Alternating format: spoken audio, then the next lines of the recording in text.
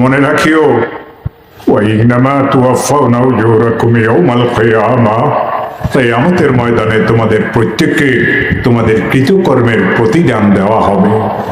ফামান যুহজিহা আনিন নার, যাকে জাহান্নামের আগুন থেকে মুক্তি দিয়ে দেওয়া হইল হবে, ফাকাত ফাজ, সেই কেবল কামিয়াব।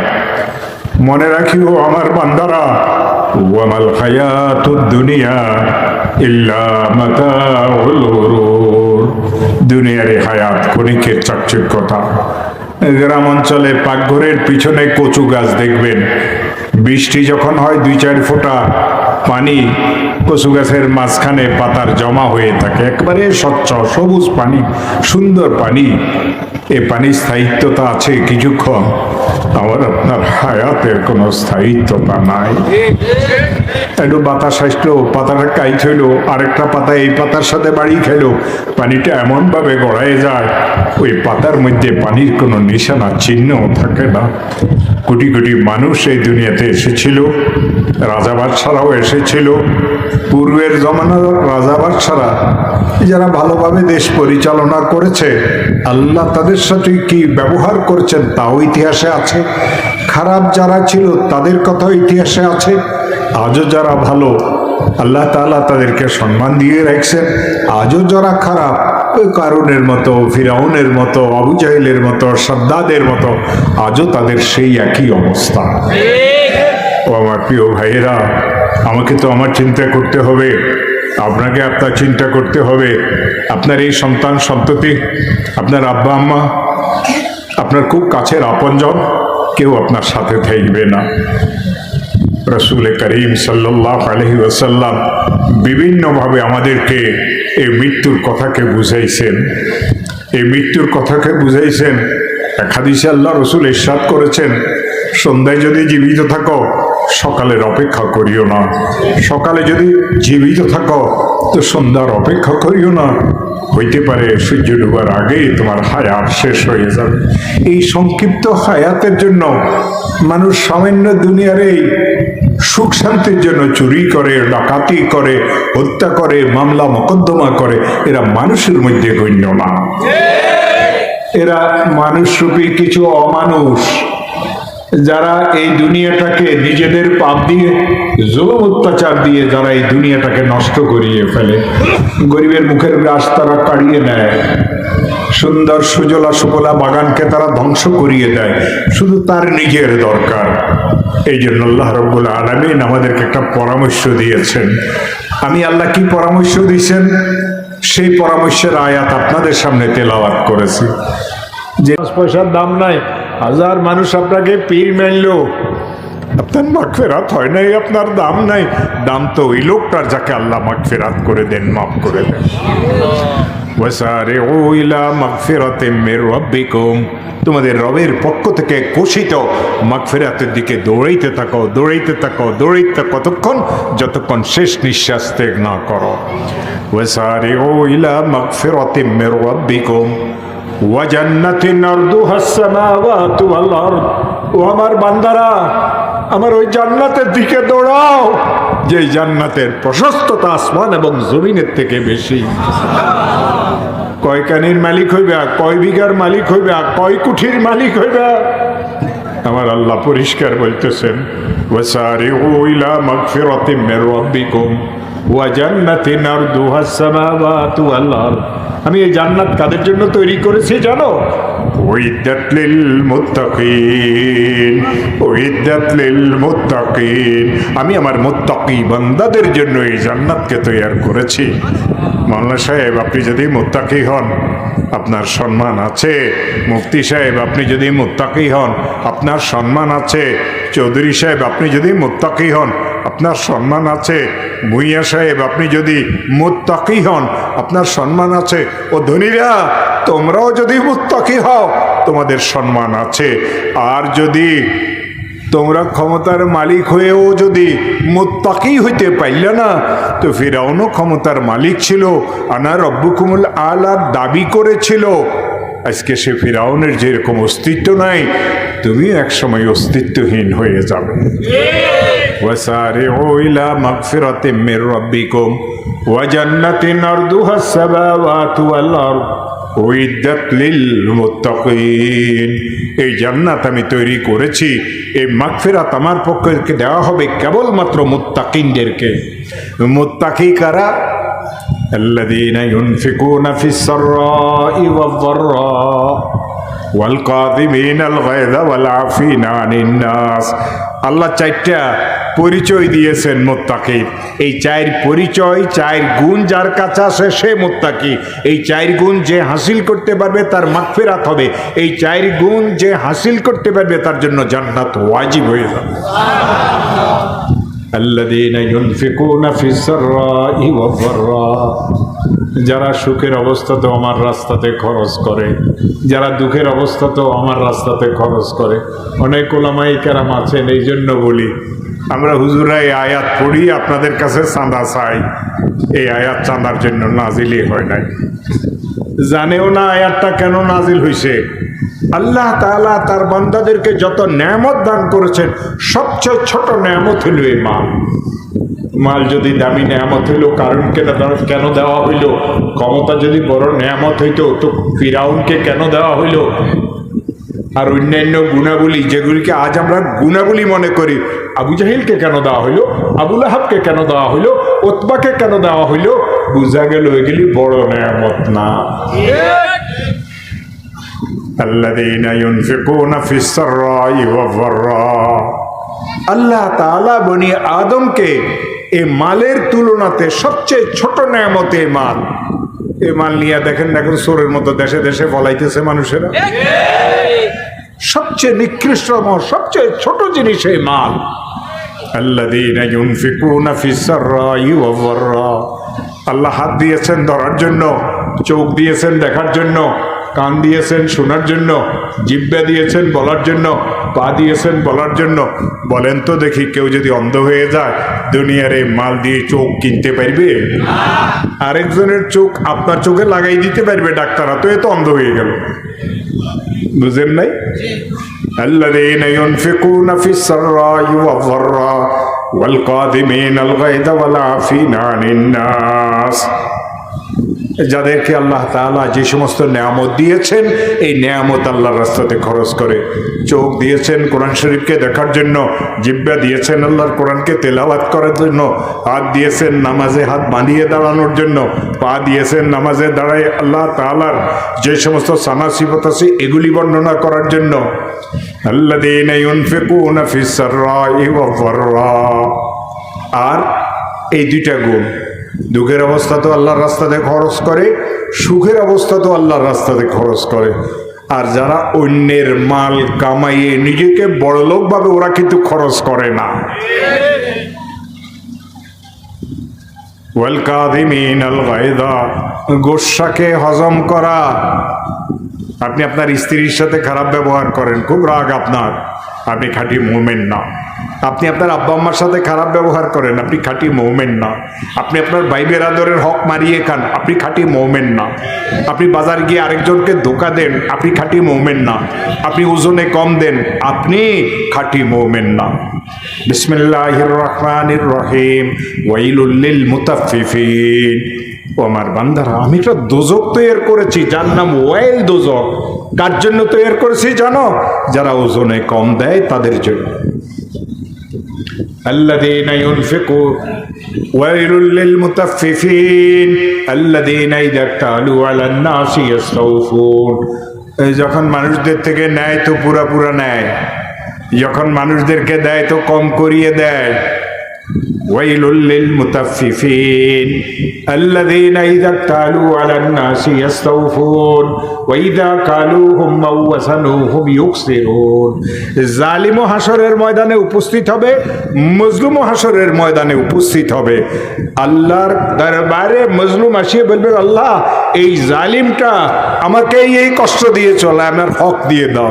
আল্লাহ বলবেন, জালিম আমার বান্দার হক দিয়ে দে। জালিম কি বলবে সেটাও কোরআনে আছে। জালিম কারা এই আয়াতের মধ্যে তাদের আলাদা আলাদা করে আল্লাহ ব্যাখ্যাও দিয়েছেন। কি বলেন আল্লাহ? আল্লাহ বলবেন, এই জালিম আমার বান্দার হক দে। জালিম কান্দিবে আর বলবে, ইয়া লাইতাহা কানাতিল কাযিয়া মা আগনা আন্নি মালিয়া হালাকা আন্নি সুলতানিয়া খুযুহু ফাগুল্লুহু সুম্মাল জাহিম সাল্লুহু সুম্মা ফি সিলসিলাতিন যারউহা 70 সিরাত ফাসলুকু। দুজকের ওই আগুনকে যদি সহ্য করতে পারো ভাইরা, জুলুম আরো বাড়াইয়ে দিও। আর যদি দুজকের আগুনকে সহ্য করতে না পারো, সাহস না থাকে, তো জুলুম আজকের থেকে ছাড়িয়ে দিও। আমার মওলা বলেন, ওই দুজক তাদের জন্য তৈরি করেছি যারা ওজনে কম দেয়, নিতে বেশি নেয়, দিতে কম দেয়। এই সমস্ত লোকেরা যখন হাসরের ময়দানে উপস্থিত হবে, আল্লাহ বলবেন, আমার মজলুম বান্দার হক দে। আল্লাহ, হক কোথায় থেকে দেব? আমি তো জানতাম না এত কঠিন বিচার হবে। আচ্ছা, তুই জানতি না?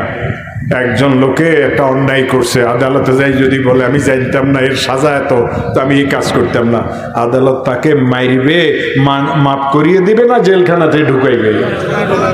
না জানা এটাও তো আরেকটা অন্যায়, জানলি না কেন? সব কিছু জানে, মাটি চেনেন, সোনা চেনেন, রূপা চেনেন, ভালো সবজি চেনেন, পচা মাছ কোনোদিন কিনেন না। বউকে ভয় পান, পচা মাছ নিলে বেগম সাহেবে আপনাকে বকা দিবে, সেই ভয় আপনি পান। তো শরীয়তের ব্যাপারে আপনি কেন পচাটাকে কবুল করেন, গ্রহণ করেন? তো আমার প্রিয় ভাইরা, বউকে ভয় পান, আল্লাহকে কেন ভয় পান না? জানেন, বহুত পুরুষ মানুষ আছে স্ত্রীদের সাথে খারাপ ব্যবহার করে, তাদের কথা আমার আল্লাহ কোরআনে কারিমে বলেছে। কি বলছে জানেন? ওয়াশিরুহুন্না বিল মারুফ, ওয়াশিরুহুন্না বিল মারুফ। ও পুরুষ জাতি, মহিলাদের সাথে সুন্দর ব্যবহার করবে। এখন আপনি যে রাগারাগি করেন, এটা কি সুন্দর ব্যবহার? বলেন, আপনি যে তাকে সময় মতো বাপের বাড়িতে চাইতে দেন না, এটা কি সুন্দর ব্যবহার? আপনি যে তার অলংকারগুলি বেচিয়ে আপনি আপনার ব্যবসাতে লাগাইছেন, পয়সা চাইলে আপনি চোখ গোড়াই দেন, এটা কি আপনার ইনসাফ? এটা কি জুলুম না? ওয়াশিরুহুন্না বিল মারুফ। ও পুরুষ জাতি, মহিলাদের সাথে সুন্দর ব্যবহার করে। আজকে কয়জন পুরুষ আছে মহিলাদের সাথে সুন্দর ব্যবহার করে? না মেয়ের সাথে সুন্দর ব্যবহার করে, না বউয়ের সাথে সুন্দর ব্যবহার করে, না মায়ের সাথে সুন্দর ব্যবহার করে? সুন্দর ব্যবহার করা তো জানেই না। তো এই লোকটা কাঁদি কাঁদি বলবে, কি ছিল? রাজা ছিল, প্রধানমন্ত্রী ছিল, প্রেসিডেন্ট ছিল, এমপি ছিল, অনেক টাকা পয়সা জুলুম অত্যাচার করে সংগ্রহ করেছিল। কাঁদি কাঁদি কি বলবে? ইয়া লাইতাহা কানাতিল কাযিয়া। তুই এটা বলবি আমার কাছে, ইয়া লাইতাহা কানাতিল কাযিয়া। আমি তো জানতাম না এত কঠিন বিচার হবে। আল্লাহ তাআলা বলবেন, তোর কোনো কথা আমি শুনবো না, আমার বান্দার হক দে, আমার বান্দার হক দে। লম্বা কথা বলার সময় নেই, শক্তিও আমার নাই। 6 ঘন্টা লাগছে কাশপুর থেকে আপনাদের এখানে আসতে, রাস্তা পুরোটাই জাম। হেলিকপ্টার না তো আমি উড়ি, কোথায় থেকে পাইছি? তুই তো বুঝবি না যে জীবনে কোনোদিন মিষ্টি খায় নাই। এই গাদার গালের উপরে 1 মণ মিষ্টি যদি ডলিয়ে দেওয়া হয়, এই মিষ্টির স্বাদ বুঝবো? ও তো আল্লাহ আল্লাহ করিয়ে ডাকতে পারে না, আল্লাহ তাকে বলার তৌফিক নসিব দেন নাই, এই জন্য ভুল ধরে। অথচ কোরআনে কি বলে? বিসমিল্লাহির রহমানির রহিম, ওয়াজকুর ইসমা রাব্বিকা ওয়া তাবাত্তাল ইলাইহি তাবতীলা, রব্বুল মাশরিকি ওয়াল মাগরিবি, রব্বুল মাশরিকি ওয়াল মাগরিবি, লা ইলাহা ইল্লা হুয়া ফাত্তাখিযহু ওয়াকিলা, ওয়াসবির আলা মা ইয়াকুলুনা ওয়াহজুরহুম হাজরান জামিলা, ওয়া দারনি ওয়াল মুকাদ্দিবিনা ইন নি'মাতি ওয়া মাখিলহুম কলিলা। কুরআন বলে, ও আমার রাসূল, আপনার রবের জিকির করেন, ওয়াজকুর ইসমা রাব্বিকা ওয়া তাবাত্তাল ইলাইহি তাবতীলা, তাকে আশ্রয়স্থল মনে করেন। বিপদে আপদে আল্লাহ ছাড়া আপনার আশ্রয়দাতা আর কেউ না, আছে? ওয়াজকুর ইসমা রাব্বিকা, আল্লাহর জিকির করেন, আল্লাহর স্মরণ করেন। ওয়া তাবাত্তাল ইলাইহি তাবতীলা, আল্লাহর সাথে সম্পর্ক স্থাপন করেন। তিনি কে আল্লাহ জানেন রাসূল? রব্বুল মাশরিকি ওয়াল মাগরিব, রব্বুল মাশরিকি ওয়াল মাগরিব। পূর্বের আল্লাহ তিনি, পশ্চিমের আল্লাহ তিনি, আকাশের মালিকও তিনি, জমিনের মালিকও তিনি, সবকিছু তারই, তোমার কিছুই নাই। কয়েকদিনের জন্য তোমাকে দেখাশোনার জন্য দেওয়া হয়েছে। রব্বুল মাশরিকি ওয়াল মাগরিবি লা ইলাহা ইল্লা হুয়া, লা ইলাহা ইল্লা হুয়া। তিনি ছাড়া আর কোনো মাবুদ নাই, তিনি ছাড়া আর কোনো ইলাহ নাই। আছে আল্লাহ ছাড়া কোনো মাবুদ? কোনো মাবুদ নাই। ও আমার প্রিয় ভাইরা, আল্লাহ তাআলার 3 নম্বর হক হচ্ছে আল্লাহ তাআলার বেশি বেশি জিকির করা। এরপরে আল্লাহ রাসূল বললেন ওয়ালি কিতাবিহি, আল্লাহর কোরআনের সাথে খাহি করা। আপনি কোরআনের কি উপকার করবেন? কোরআন পড়লে আপনি 1 হরফে 10 নেকি পাইবেন। আপনার ছেলে যদি হাফেজে কোরআন হয়, আপনি মুতির মিম্বরে বসবেন, আপনার ছেলের উসিলাতে আল্লাহ 10 জনকে জান্নাত, জাহান্নামীকে জান্নাত দান করবেন। আপনার ছেলেটাকে আল্লাহ 6666 তালা জান্নাত দান করবেন। তো আপনি কোরআনের কি উপকার করবেন? মুহাদ্দিসিন লিখেছেন কোরআনে কারিমের সাথে খাহি করা মানে কোরআনের হককে আদায় করা। কোরআনে কারিমের প্রথম হক, কোরআনে কারিমের প্রথম হক কোরআনে কারিমের উপর ঈমান আনা। হাদা কালাম রব্বি, এটা আমার আল্লাহর কালাম, এটা আমার আল্লাহর কালাম, এটা আমার আল্লাহর কালাম। হাদা কালাম রব্বি, হাদা কালাম রব্বি। কোরআনে কারিমের 2 নম্বর হক কোরআনে কারিমকে তেলাওয়াত করা। কয়জন মুসলমান আছি আমরা কোরআন তেলাওয়াত করতে জানি? 8 ঘন্টা 10 ঘন্টা ফ্যাক্টরিতে কাজ করি, দোকানে কাজ করি, শুধু এই পেটটাকে পালার জন্য প্রত্যেক যদি 10 মিনিট 20 মিনিট যদি আলাদা করি, মসজিদের হুজুরকে বলি আমাকে একটা সূরা শিখাই দেন, এটা কি কোনো কঠিন কাজ? মুহাদ্দিসিন বলেন কোরআনে কারিমের উপরে ঈমান আনা কোরআনের প্রথম হক। কোরআনে কারিম তেলাওয়াত করা কোরআনে কারিমের 2 নম্বর হক। কোরআনে কারিমকে বুঝা কোরআনে কারিমের 3 নম্বর হক। তো আপনারা বলবেন হুজুর কি ওয়াজ করতেছেন, আমি তো তেলাওয়াতে করতে পারি না, বুঝবো কিভাবে? ও আমার প্রিয় ভাইরা, রাসূল করিম সাল্লাল্লাহু আলাইহি ওয়াসাল্লাম ইরশাদ করেছেন, কেউ যদি কোরআনের সহযোগিতা করে, কোরআনের পাখিদের সহযোগিতা করে, আল্লাহ তাকে কোরআন বুঝার সমপরিমাণ সওয়াব দান করে। এটা আমরা পারি না মাদ্রাসার তালিব ইলম দেখছি, খুশি হই, তার জন্য দোয়া করি, আল্লাহর কাছে আকাঙ্ক্ষা করি, আল্লাহ তুমি যদি আমাকে একটা ছেলে দাও, আমি তাকে হাফেজে কোরআন বানাবো। এই আকাঙ্ক্ষা করতে কেউ বাধা দিবে আপনাকে? তো কোরআনে কারিমের 3 নম্বর হক কোরআনে কারিমকে বুঝা। কোরআনে কারিমের 4 নম্বর হক কোরআনে কারিমের উপরে আমল করা। কোরআনে কারিমের 5 নম্বর হক আল্লাহর কোরআনকে মুসলমানদের ঘরে ঘরে পৌঁছায় দেওয়া। এই চরমনাইর হুজুর, সন্দীপের হুজুর, আমাদের যে বুজুর্গানে দিচ্ছিলেন, তাদের জীবনের বিরাট একটা কাজ ছিল মুসলমানদের ঘরে ঘরে যাতে আল্লাহর কোরআন ঢুকে। আর যেখানে কোরআন ঢুকছে শয়তান সেখান থেকে বাহিরেব, হারামখুরি সেখান থেকে বাহিরেব, জুলুম অত্যাচার সেখান থেকে বাহিরেব। আল্লাহ বরকত আর রহমতের চাদর দিয়ে ওই ঘরওয়ালাদেরকে ঢাকিয়ে রাখবেন। এরপরে আল্লাহ রাসূল বললেন ওয়ালি নবীহি, আল্লাহ নবীর সাথে খায়ের খাহি করা। আপনি নবীজির কি খায়ের খাহি করবেন? নবী অনেক বড় না? 1,24,000 পয়গম্বরের সর্দার তিনি, কোনো সন্দেহ আছে? এই কোরআনে কারিমে একাধিক জায়গাতে আল্লাহ তার নবীর প্রশংসা করেছেন। আপনি একবার দরুদ শরীফ পড়বেন, আল্লাহ আপনার উপরে 10 বার রহমত নাজিল করবেন। তাইলে নবী বড় না ছোট? নবীর হক 3টা। নবী পাক সাল্লাল্লাহু আলাইহি ওয়াসাল্লামের প্রথম হক নবী পাক সাল্লাল্লাহু আলাইহি ওয়াসাল্লামের উপরে ঈমান আনা। নবী পাক সাল্লাল্লাহু আলাইহি ওয়াসাল্লামের 2 নম্বর হক নবী পাক সাল্লাল্লাহু আলাইহি ওয়াসাল্লামের সুন্নতের উপরে আমল করা। নবী পাক সাল্লাল্লাহু আলাইহি ওয়াসাল্লামের 3 নম্বর হক নবী পাক সাল্লাল্লাহু আলাইহি ওয়াসাল্লামের উপরে বেশি বেশি দরুদ শরীফ পড়া। একবার দরুদ শরীফ পড়বেন 10 বার রহমত পাবেন। যে দরুদ শরীফ পড়বে সব সময় আল্লাহ তাকে মৃত্যু পর্যন্ত অন্ধ করবেন না। যে দরুদ শরীফ পড়বে সব সময় আল্লাহ তাবারক ওয়া তাআলা তাকে রিজিকের কষ্ট দিবেন না। যে দরুদ শরীফ পড়বে সব সময় আল্লাহ তাবারক ওয়া তাআলা তাকে হেফাজতে রাখবেন। এটা আল্লাহর ওয়াদা।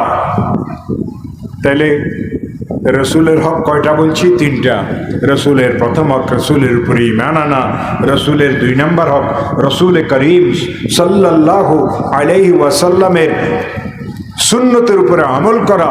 রসুল পাক সাল্লাল্লাহু আলাইহি ওয়াসাল্লামের 3 নম্বর হক রসুল পাক সাল্লাল্লাহু আলাইহি ওয়াসাল্লামের উপরে বেশি বেশি দরুদ শরীফ পড়া। এরপরে আল্লাহ রসুল বললেন ওয়ালি আইম্মাতিল মুসলিমিন, মুসলমানদের আলেম ওলামা, বড়দের সাথে খায়ের খাহি করা। আপনি বড়দের সাথে কি খায়ের খাহি করবেন? মুহাদ্দিসিন লিখেছেন আলেম ওলামাদের সাথে খায়ের খাহি করার অর্থ কি? আইম্মাতুল মুসলিমিনের সাথে খায়ের খাহি করার অর্থ কি? আসসামু ওয়াত তা, তারা যেটা বলবেন সেটা শোনা আর তার উপর আমল করা। আমরা শুনি, আমল করি না। এরপরে আল্লাহ রসুল সাল্লাল্লাহু আলাইহি ওয়াসাল্লাম ইরশাদ করেছেন ওয়ালি আম্মাতিল মুসলিমিন, সাধারণ মুসলমানের হককে আদায় করা। সাধারণ মুসলমানের হক কোন হাদিসে আসছে 5টা, কোন হাদিসে আসছে 6টা। প্রথম হক মুসলমান যখন সালাম করবে ওয়ালাইকুম আসসালাম বলা, আগে সালাম করার চেষ্টা করা সাধারণ মুসলমানের হক। আমরা আগে সালাম করি না, সত্য না মিথ্যা? আমরা হুজুর আমরা সালাম করি না, আল্লাহ আমাদেরকে মাফ করিয়ে দেন। কারণ ছাত্র আমারে সালাম করবে, আমি কেন তারে সালাম করব? অথচ পৃথিবীর বড় বড় উলামায়ে হক্কানি রব্বানীদেরকে চোখে দেখেছি। হযরত মাওলানা জাকারিয়া সাহেব আমার ওস্তাদ, ওনাকে দেখেছি, উনি সবকাশি বলতেন আসসালামু আলাইকুম ওয়া রাহমাতুল্লাহ। সঈদ আহমদ পালানপুরীকে দেখেছি, বলতেন আসসালামু আলাইকুম ওয়া রাহমাতুল্লাহ। কারি তৈয়ব সাহেব রহমতুল্লাহ আলাইহিকে দেখেছি, বলতেন আসসালামু আলাইকুম ওয়া রাহমাতুল্লাহ। আমরা কিন্তু সালাম করি না। সালাম করলে বেশি নেকি, ওয়ালাইকুম আসসালাম বললে কম নেকি। ও আমার প্রিয় ভাইয়েরা, আজকের থেকে স্ত্রীদেরকে সালাম করবেন, স্ত্রীরা স্বামীদেরকে সালাম করবেন, শ্বশুর শাশুড়িরা জামাইকে সালাম করবেন, জামাইরা শ্বশুর শাশুড়িকে সালাম করবেন, সাধারণ মুসলমানেরা আলেম ওলামাদেরকে সালাম করবেন, আলেম ওলামারাও মুসলমানদেরকে সালাম করবেন।